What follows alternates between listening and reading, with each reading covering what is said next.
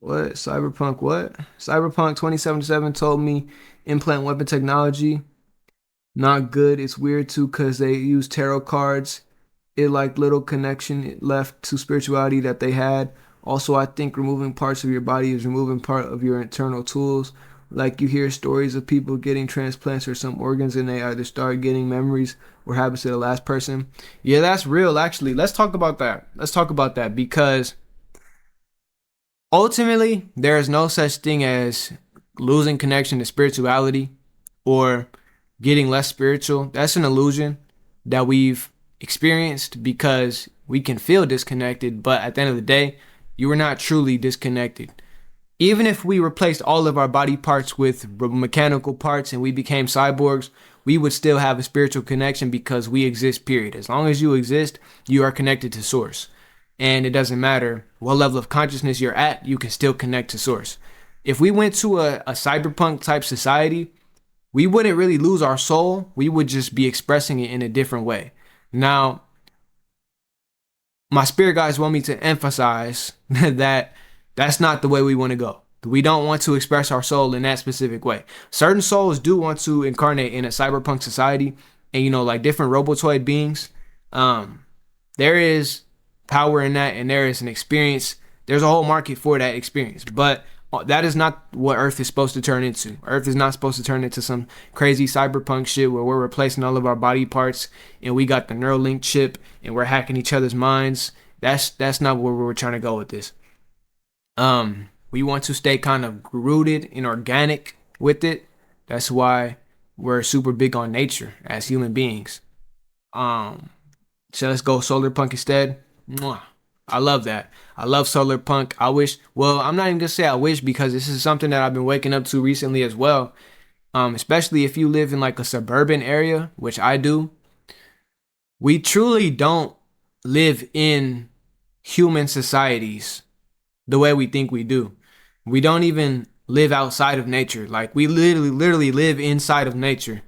Um, bird for confirmation. But if you go to a suburb or even like not even a suburb, it could be like city adjacent. Look at it from a bird's eye view. I promise you, it's not gonna look like we planted trees and bushes within the city. It's gonna look like we put a city in the middle of a forest. This is something that I've been waking up to a lot, especially my city that I live in. If you look at it from, we have a lot of hills and mountains. If you go up on the mountain and look down at the city, it still looks like the forest. It still looks like, nature. But when you're in it, all you see is the black and yellow roads and the houses and the buildings and shit. But look beyond that. That's because we've trained our minds to see those things. Especially when it comes to shapes, we've trained our minds to see squares. Everything we do in human society is in squares and boxes and grids. But look outside of the box. Look outside of the grid. Like you're gonna see all this nature and all of these spirals and all of these swirls. We're still in the forest. We're still in nature. Now, some people live in, the deep parts of the city, and that sucks. Deep part of the city, you're not gonna be that connected to nature. I'm not gonna lie. But city adjacent to suburban and even rural areas, you're gonna still see that you live in the forest or some sort of grassy land, which is super important to stay connected to nature. I'm glad that we sidebarred on that. My backyard looks like a forest. That's what's up. That's how I'm trying to get. I'm trying to get like you. I want the forest in my backyard. Thank you for the words of encouragement. Yeah, reading Dolores Cannon book where a person had an experience of being a robot. They were conscious of being a robot because their lesson was to learn the value of consciousness, soul. Having that experience for them helped them to value spirituality, consciousness, source. There's more detail to this, but I don't want to write it out. That's what's up. Yeah, ultimately, robots and robot beings are connected to source in a different way. Like I said, they're still connected to source, just in a different way. They process shit on a different level. Like human brains, you gotta understand, human consciousness is infinite, but it's channeled through the brain. So we're going to express our soul and our consciousness the same way that the brain processes information.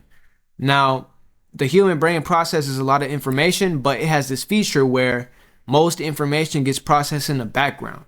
It's not a constant like ding ding ding ding ding ding ding ding, ding seeing everything. You know what I'm saying? We're not clocking everything. Most things are just passive.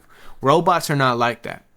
They process everything at the exact same time, and they're super meticulous about the way they discriminate information, and they absorb all of it. Like everything is in their conscious mind. There's no real subconscious. There, everything is just conscious.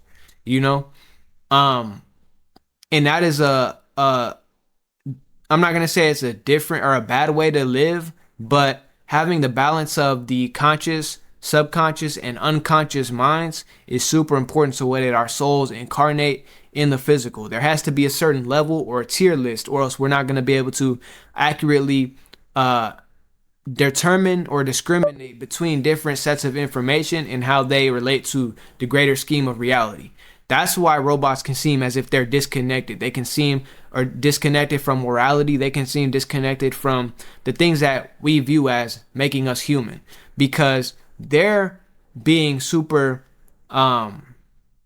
pragmatic about the way that they perceive information. Everything is just clock, clock, clock, clock, clock, ding, ding, ding, ding, ding. You're a data point to them. Everything is just a data point to them. So, you know, they're moving in a completely different manner than somebody whose soul channels in the physical world through having a conscious mind, unconscious mind, and subconscious mind. You know what I'm saying? Robots don't have that. So, you know, that's why they experience life on a different level. Kind of reminds me of how the Greys remind me a little bit of robots. Yeah, they're kind of similar in that way. Highly intelligent, fast processing, little to no emotions, robotic reproduction. Yeah, I think certain Greys are kind of robotic or like um, cyborgs in a sense. Isn't that why we forgot it wouldn't be hard to process all the info of our soul at all the time? Exactly, exactly. And even like when you ascend to the higher levels of consciousness, I'm talking like God level consciousness. Everything is still in your conscious. Everything is still, you're still conscious of everything, but not everything is necessarily being processed. Some things are just being observed. So they go to the unconscious and subconscious minds, but you're still conscious of it. You feel me? It's kind of different. But incarnating physically as like a robot is not going to be the same. It's as if you have the mind of God, but not having the actual, I want to say, capability to process the information in the same way. So imagine if you were omnipresent, right? You were omnipresent, feeling connected to reality. So you see yourself properly in relation to reality. You don't just treat everything like it's a data point. You're not just, you know, moving pragmatic, I guess you could say, moving in a way that is of no heart or no morals. A robot is not like that. Like they're going to have that omnipresent view of things without the morals or without the inclination to be heart based or heart centered at all. Um, so you know, not all robot. I'm not gonna say robot beings are like evil or no shit like that, but they can kind of come off cold because they don't process shit the same way. Hell nah, not the Matrix shit. Virtual game world, parallel dimensions, pocket XD, stupid creative stuff. Really? Yeah, that's gonna all be possible. Probably by the time that we die. Um, I truly believe that they're gonna be able to take your brain and hook you up to a computer. And you know how your consciousness is channeled through the brain. The brain is not the originator of your consciousness, but if your consciousness is channeled through the brain and they hook your brain up to a computer, now the computer is becoming a channel for your consciousness as well. So they can literally transport your consciousness to a virtual reality. And that would suck. That would suck. Depending on what virtual reality they create, like they might have a heaven simulation where you just go to heaven forever within the simulation, and then somebody's gonna make a hell simulation for like prisoners or some shit for war criminals. They're just gonna throw them in this. Man, I don't even want to go all deep into what people are gonna start doing, but you know, it don't even have to get there if we just steer technology in the right ways. Um, yeah, but people have free will down here, so somebody could have that shit literally on their laptop in the future. It may not even be a widespread thing, but gonna have access to it. Yeah, that's another one too that shows the same concept. Yeah, Ready Player One. I've never seen that movie, but it's very interesting though. I don't like watching post-apocalyptic shit anymore. What's up, Ron? You said why? Why you don't like watching post-apocalyptic stuff? Because it they y'all gotta understand how they use media to control people. You feel me? Genie Dot has a great video about this. It's about how the CIA uses shit like Call of Duty and different war movies to manipulate the minds of younger people to make them pro-American, right? When it comes to post-apocalyptic stuff, there is genuinely an agenda to keep humans in a lower state of consciousness so that if we ever did spiral out into any post-apocalyptic scenario, we would manifest some shit that we've seen. You know, we would start reacting in the ways that we've seen based off, in the only ways that we know based off of what we've seen. For example, something if we had quick sidebar, um if we went through a serious meltdown, or let's say we had a zombie apocalypse, right? A zombie apocalypse.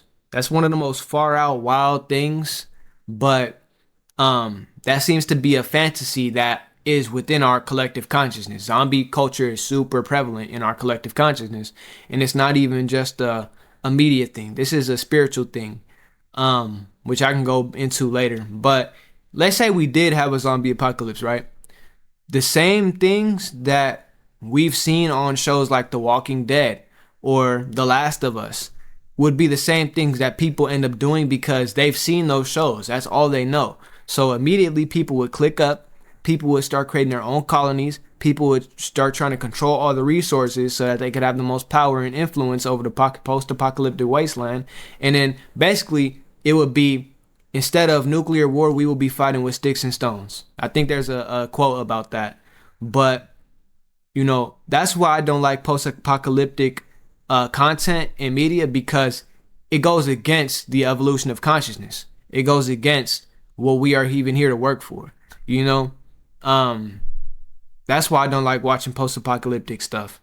But I may watch certain stuff. Well, I can't even say that because I'll start watching it and then I won't finish it. Like I started watching Fallout a few months ago. I didn't even finish the first season. Not because the show was bad. The show was really good.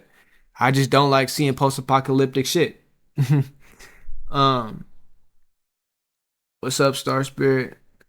The loss of reason and structure, exactly. Like we can't go through that again. I mean, we're gonna go through it again as a human species, but it doesn't have to go down like that. We could have a peaceful fall, graceful. That's the word I'm looking for. We could have a graceful fall. Ultimately, we're going to rise in consciousness and fall in consciousness and rise in consciousness again. That's literally just what happens on the physical plane. But we don't have to, fall flat face first and bust our head open. Like we could float down like a fairy in a tutu with the umbrella. You know what I'm saying? Like we don't have to face plant. Funny example, but that's the truth. Anyway, back to what we were talking about. We were talking about